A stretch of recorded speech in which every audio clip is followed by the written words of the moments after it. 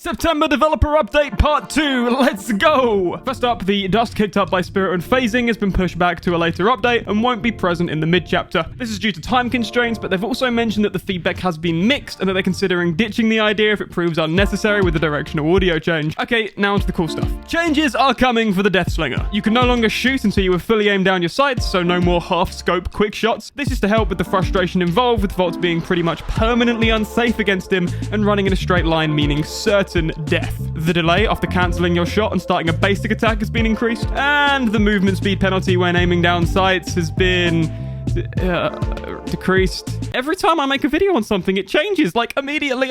No, but for real, these are good changes. Reduced frustration for survivors and a slight buff to hopefully balance things out. Not too bad. I don't really know anyone that was asking for this, but he is known to be one of the most frustrating killers, so these are good changes. His terror radius has also been increased from 24 meters to 32 meters to make for less frequent surprise shots out of nowhere. I'm gonna call this a nerf, as it was specifically done to make surprise shots less frequent. His add-ons have also changed, although we haven't been given any examples of these just yet. Changes are also on their way for the plague. The duration it takes to get fully infected, by which I mean injured, has been decreased when interacting with infected objects. Infected objects such as generators now stay infected for 40 seconds rather than 35 seconds too. Movement speed after cancelling a vomit spree has been increased to 3.6 meters, previously 2.3 meters, and tapping the power button or letting go before the bar is totally filled will cause the bar to continue charging until the minimum amount has been obtained. This is a quality of life change to reduce frustration when playing the killer. Finally, cleanse time is now 8 seconds, up from 6 seconds. These are some nice buffs that won't totally shatter the way she is played or counterplayed, but make her more viable in subtle ways. She's also had an add-on pass, and we have 2 examples. Prayer Tablet Fragment causes Vial Purge to no longer affect survivors, but increases object infection duration by 40 seconds, making for a total time of 80 seconds. Infection rate from infected objects is increased by 100%, and you get a nice 100% bonus to devious blood point gains too.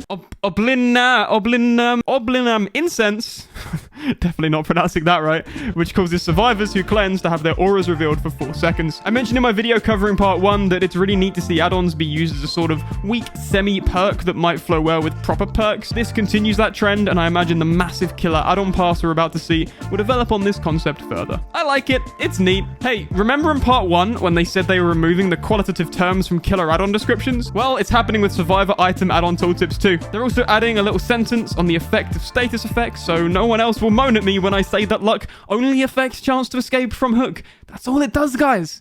Please listen to me. More perk changes are incoming. Let's go. Winner's Opportunity no longer has a cooldown and the range has been increased to 32 meters. Repressed Alliance now only requires you to work on a generator for 45 seconds to be usable. Built to Last has had a rework. Now it triggers when hiding in a locker with a depleted item in your hand. After 12 seconds, it will refill an item to 99% of its charges. It can also now be used 3 times per trial, with each use reducing the amount of charges it returns by 33%. Any means necessary now shows you the aura of dropped pallets when it's ready to... Hey, this is identical to my suggestion from back in January. I mean, great, good.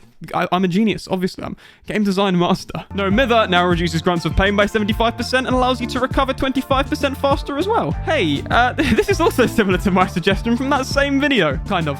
Right, behavior. Which one of you watches my videos? And can I be a fog whisperer, please? Is the boat sailed on that? Because I was so mean before. I'm sorry. I love you. Please, let me be a fog whisperer. Just let me do it. It would be neat. Mindbreaker now causes survivors working on a generator to suffer from blindness as well as exhaustion. Finally, we have some changes to keys. The hatch no longer spawns if there's more than 1 survivor in the trial, and the hatch now takes a few seconds to open once it's been closed, but progress does not reset when the survivor cancels the interaction, so you can 99 it. These 2 small changes totally remove the frustration of doing well and then having 2 or 3 survivors escape via the hatch because of a key. Thank you, behavior. This is exactly what we needed. Genuinely, this is perfect.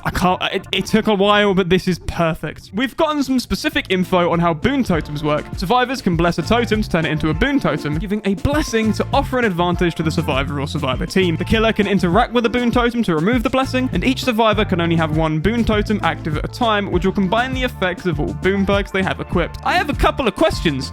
It says that survivors can bless a totem to turn it into a Boon Totem, but it doesn't say only a Doll Totem. You'd think they'd specifically say it can bless a Doll Totem. So can you bless a Hex Totem and destroy the Hex in doing so? That might be one for the Mythbusters when the PTB drops. drops. Speaking of which, we're expecting to see the first Boon perk revealed alongside the mid-chapter update, which is releasing in the next few weeks, and they have confirmed that the PTB will be live next week. Presumably, I think it's Tuesday. It's either Monday, Tuesday, or Wednesday when PTBs go live. Someone correct me in the comments, please. What do you think of these changes and both parts overall? Honestly, this update is shaping up to be one of the best that I've seen since I started playing back in 2018. Let me know your thoughts in the comments, and if you enjoyed this video, then consider subscribing, and if you didn't, then consider unsubscribing.